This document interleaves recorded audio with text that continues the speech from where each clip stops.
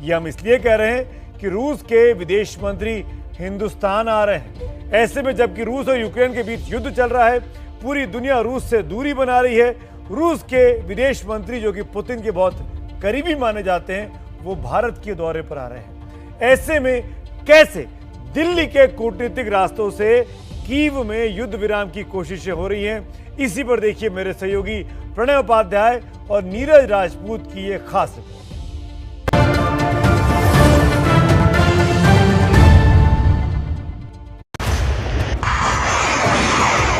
मिसाइलों के ये हमले रुक सकते हैं,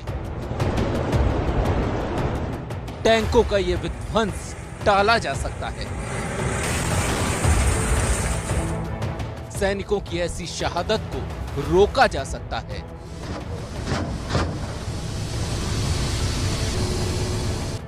गलियों में टैंकों की चहलकदमी को थामा जा सकता है। इन नम आंखों को फिर से खुशियां दी जा सकती हैं।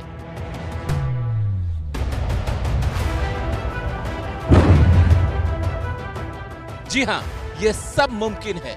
बीते 34 दिनों से रूस और यूक्रेन के बीच जो भीषण युद्ध चल रहा है, उसे अब भी एक देश रोक सकता है, और वो देश है भारत। ये काम कैसे करने की कोशिश हो रही है वो हम आपको बताएं, उससे पहले ये जान लीजिए कि रूस के विदेश मंत्री सर्गेई लावरोव जल्द ही भारत आने वाले हैं।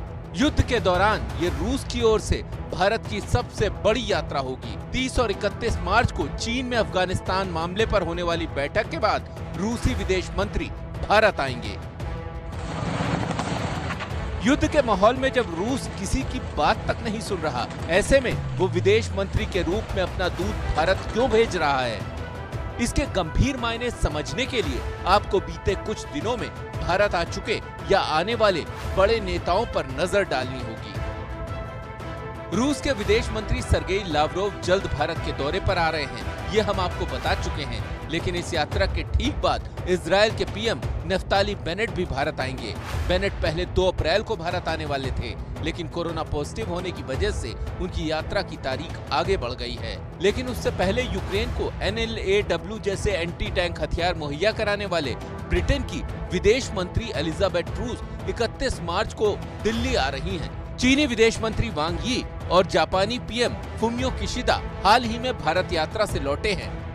मतलब ये कि जो विवाद मॉस्को से लेकर पोलैंड और बेलारूस की बैठकों तक में नहीं सुलझ सका, अब उसे दिल्ली के कूटनीतिक रास्तों के जरिए सुलझाने की कोशिश की जा रही है। रूस के राष्ट्रपति व्लादिमीर पुतिन को संघर्ष विराम के लिए तैयार करने के लिए कई देश भारत से गुजारिश कर चुके हैं।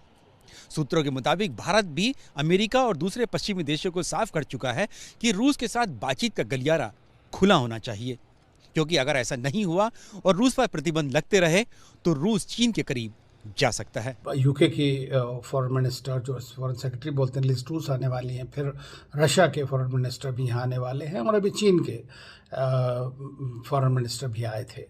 तो वो बायलैटरल रिलेशंस थे। भारत ने अपना पोजीशन बिल्कुल क्लियर किया है कि भारत पीस, डायलॉग, डिप्लोमेसी चाहता है, और यही बात वो लावरोव जी से भी कहा जाएगा।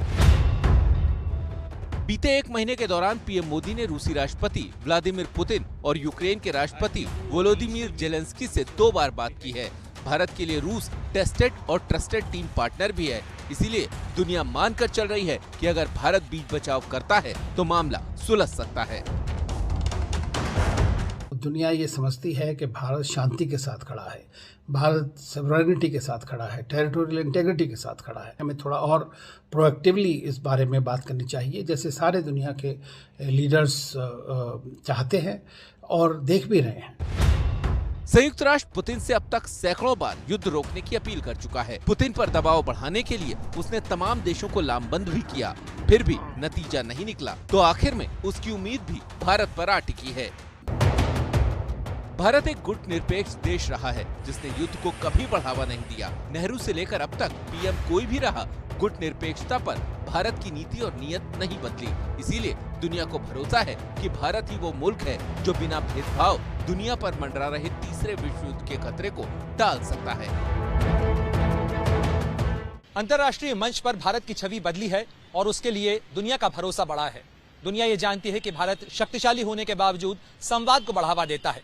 इसीलिए यूएन जैसी पंचायत में भी जब रूस यूक्रेन युद्ध के समाधान का रास्ता नहीं निकला तो दुनिया के कई देश भारत से मदद का आग्रह करते नजर।